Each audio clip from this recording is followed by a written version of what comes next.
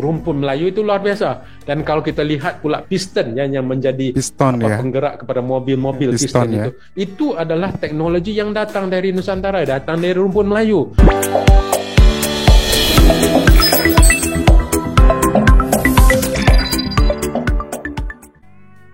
Assalamualaikum warahmatullahi wabarakatuh. Halo teman-teman, jumpa lagi di Aryan M Channel. Oke, buat teman-teman yang klik video ini, seperti biasanya saya harapkan mudah-mudahan teman-teman selalu dalam kondisi sehat walafiat. Dan jangan lupa dukung channel ini dengan cara like, juga subscribe.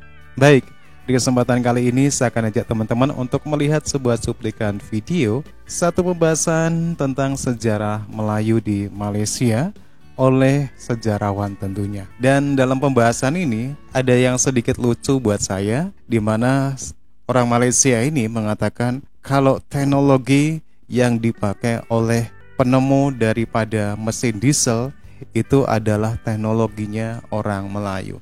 Ini agak sedikit menggelitik bagi saya. Oke, sebelum kita berkomentar, kita akan lihat dulu videonya.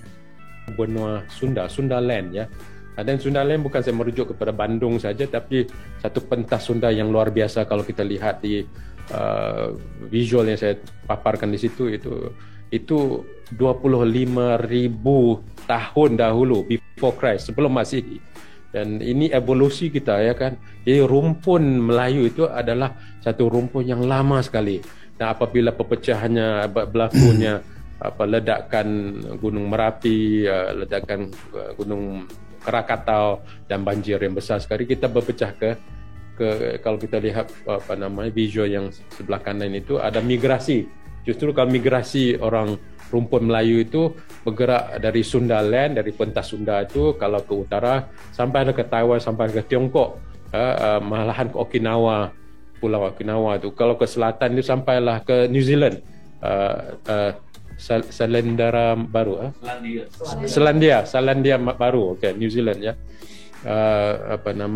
Kalau ke barat sampai Madagaskar, ke timur malahan ke Hawaii ya, kalau Easter Islands dan sebagainya gitu.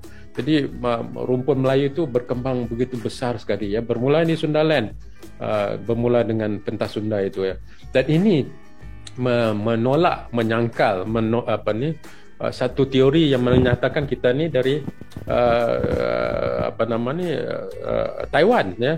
Jadi teori yang dibangunkan menolak dia dari Taiwan. Taiwan teori itu salah. Kita bukan bermula dari Taiwan. Kita bermula dari Sundaland, dari Nusantara. Kita bermula dari Nusantara ini kan. Dan dari Nusantara kita migrasi ke sana. Malahan ada mereka yang pulang kembali ke Nusantara itu. Jadi ini we are not from the Taiwan. In fact, Taiwan is from us. So it is not the theory out of Taiwan theory is a false theory. Out of Sundaland theory is the right theory. Itu pembuktian DNA ya. Dan saya tidak perlu mendalami ini kerana itu Profesor Stephen Oppenheimer juga melakukan penelitiannya bukan saja di Oxford tetapi kerjasama di sini juga, dan sudah ada pembuktian bahawa Nusantara termasuklah Papua ya, termasuklah sahabat saudara kita di Papua itu sedarah, se-DNA. Hanya 7% dari darah DNA kita itu di luar, datangnya dari luar. Ya, dan 93% itu memang asli dari Nusantara, dari benua Sunda itu sendiri. Dan kalau kita lihat foto yang sebelah kanan di bawah kiri itu, kanan bawah itu kan, foto yang ada bulatan dan juga empat segi itu ada monumen Sungai Batu monumen yang bertarikh 110 Masihi. Seperti itu monumen di dunia yang berbentuk begitu, yang malahan lebih tua daripada Islam, lebih tua daripada Buddhism, lebih tua daripada Hinduism. It predates religion ya, adalah satu monumen agama yang sebelum adanya agama-agama yang lain, Hindu, Buddha, agama Kristen, agama Islam ya. Dan ini adalah satu tapak arkeologi yang ditemui oleh peneliti dari USM juga. Dan tapaknya tidak jauh dari USM, dari Universitas Sains Malaysia, Institut Sains Malaysia mana saya berada sekarang ni. Itu semua bukti arkeologi di Malaysia teman-teman ya. Pulau Pinang sekitar 1 jam 1.5 jam saja. Dan ini adalah monumen tertua di Asia Tenggara juga. Dan ini monumen dan saya akan sentuh. Maksudnya rumpun Melayu ini sudah adalah satu rumpun yang lama. kan 110 Masihi sudah membangunkan satu monumen yang luar biasa besar ya. Kita bisa ke sana kalau datang ke, biasanya ya insya-Allah saya bisa bawa bersama-sama kita ke sana, dan monumen kita apa bisa itu? melihat ini ya, monumen Pecil yang luar biasa ini. Kita terus ke foto slide yang seterusnya. Ini membicara kita tentang prasejarah ya kan, prasejarah. The next slide. Dan ini peradaban Sungai Batu yang saya sebut tadi kan. Ini adalah ataupun dikenali sebagai Kedah Tua. Kedah Tua itu di utara Malaysia.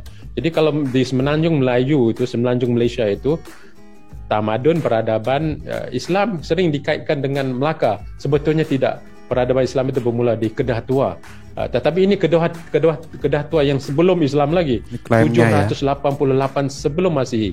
Jadi ini adalah tapak peradaban, tapak tamadun yang tertua di Asia Tenggara ya, tertua di Asia di Nusantara. Dan kalau dilihat itu relau-relau yang dibuat daripada tanah itu, relau ketuhar seperti microwave itu adalah relau-relau untuk meleburkan buat bakar besi sate, wajah dan sebagainya. Dan terdapat ratusan ribuan tuyul itu yang untuk yang bahan untuk memecahkan, meleburkan relau, meleburkan besi itu. Jadi maksudnya mereka ini bukan nomadik. Ini menolak teori bahawa rumpun Melayu itu adalah rumpun nomadik. Itu menolak. Dan rumpun Melayu itu mempunyai teknologi yang luar biasa tinggi. Jadi malahan kalau kita lihat ya, pembuatan keris itu sendiri adalah satu senjata, satu karya budaya rumpun Melayu. Maksud saya rumpun Melayu itu bukan terbatas kepada yang namanya Melayu, tetapi di Nusantara, benua Sunda itu kan.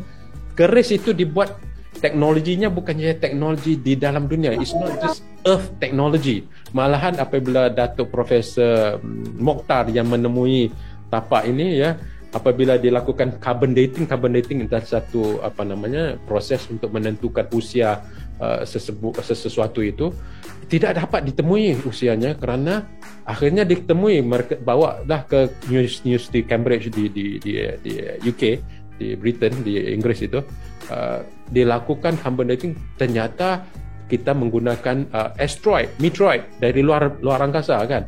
Jadi teknologi peleburan, smelting, amalgamation technology untuk membuat pandai besi, pandai keris kita itu sudah ada teknologi luar angkasa. Wow. Outer space teknologi sudah terbenam. Jadi dan kalau kita lihat keris-keris lama itu digabungkan beberapa logam itu. Jadi teknologi rumpun Melayu itu luar biasa. Dan kalau kita lihat pula piston yang menjadi penggerak kepada mobil-mobil piston itu adalah teknologi yang datang dari Nusantara, datang dari rumpun Melayu. Wow. Dan ini sudah dibuktikan, sudah didokumentasikan oleh dalam sejarah ya. Yang dinamakan gobek api itu adalah satu alat yang dibawa dari semasa penjajah ya, dibawa ke Eropah dan kemudian ditemui oleh Rudolf Diesel kan, bensin diesel dah, the combustion piston technology ya, yang kita bisa buat api dari teknologi itu kan, itu datangnya dari rumpun Melayu, datangnya dari Nusantara. Jadi maksudnya teknologi rumpun Melayu itu sudah luar biasa, dan ada banyak lagi hal-hal begini yang bisa kita ungkapkan, kita bisa sampaikan bahawa kita adalah dari satu tamadun dan dari satu peradaban yang luar biasa hebat, yang luar biasa tinggi. Pengetahuan luar biasa tinggi, bukan saja kearifan lokalnya, tetapi juga teknologi sains, teknologi alam ya kan. Dan ini saya ingin angkat bahawa rumpun Melayu itu adalah ada rumpun yang luar biasa hebat. Oke teman-teman ya, demikian penjelasan dari seorang sejarawan Malaysia yang membahas tentang sejarah dengan bukti-bukti yang ditunjukkan, dan bukti-bukti ini tentunya dari Malaysia sendiri, terutama di daerah Kedah. Dan ada yang aneh di sini teman-teman ya, apa benar ya apa yang diperlihatkan di dalam foto slide ini itu menunjukkan bahwasanya peninggalan ini benar-benar usianya begitu tua, bahkan melebihi peninggalan sejarah yang ada di Indonesia seperti peninggalan situs Gunung Padang dan lain-lain. Dan juga ada yang aneh di sini ketika menceritakan bagaimana luar biasanya teknologi Melayu seperti tempaan besi, bagaimana teknologi piston yang di mesin diesel. Kita tahu ya bagaimana sejarah penemuan mesin diesel itu oleh orang luar, bukan orang Melayu. Tapi kenapa teknologinya dari Melayu? Ini masih dipertanyakan teman-teman ya. Oke teman-teman ya, demikian penjelasan dari sejarawan Malaysia yang terlalu menggebu-gebu, terlalu percaya. Bagaimana menurut teman-teman? Silakan teman-teman bisa komentar di bawah video. Dan jangan lupa tinggalkan like and subscribe. Sampai jumpa lagi di video berikutnya. Terima kasih. Wassalamualaikum warahmatullahi wabarakatuh. Dan kalau kita ke slide yang